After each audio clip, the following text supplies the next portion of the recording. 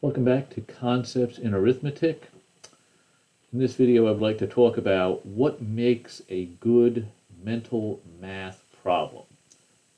Okay, so in all of the videos I think we've made so far, there's been some mental math component, and in the last video that I posted, I kind of summarized all of them, added a couple new ones, so we have discussed mental math a lot. And the reason is it's a useful tool.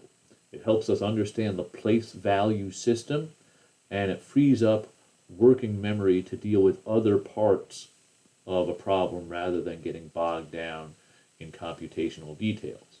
That doesn't mean every time you have an arithmetic problem, you should be doing mental math. Okay, it's a tool, and not every tool fits each job. So let's look at a couple of examples. We'll switch over and look at this document camera here. Okay, so which of these problems make good mental math exercises? So this is actually very good here, this first one. Okay, that number is close to 100, so we can do a compensation trick.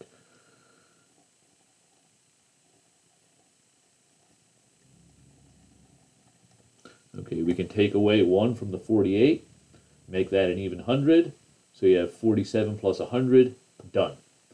Okay, this is not a great mental math problem.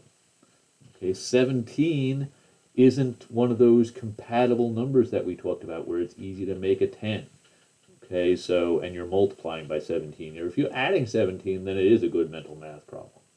Multiplying by 17, not so much.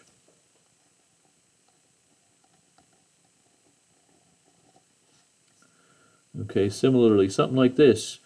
If I were to take, oh gosh, what do I want? 124 times 25.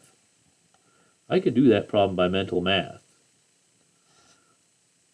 124 divided by 7.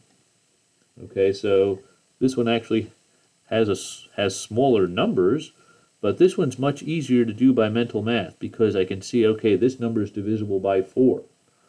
Okay, that's 31 times 4 times 25. So this is 3100. You want me to divide by 7? Not a good mental math problem.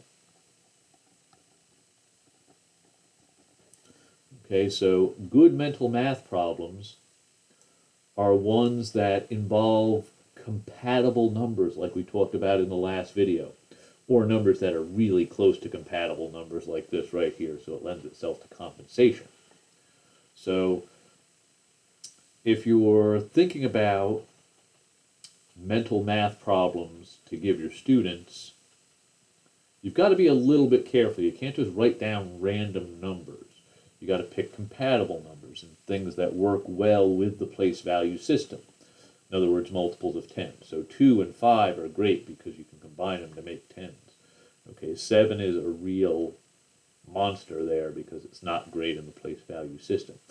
2, 4, 8, those are wonderful because you can deal with multiplication and division by doubling or halving as needed.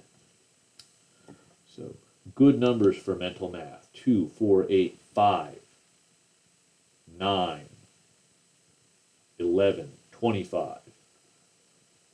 Trouble numbers for mental math, basically things that involve 7s. Not so great. Okay, so while we have focused a lot on mental math, remember it's not a panacea for everything. Not everything should be done by mental math.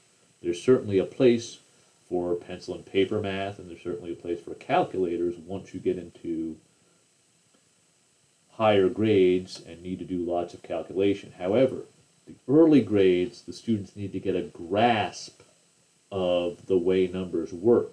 And if they start using calculators too early, they just miss that entirely.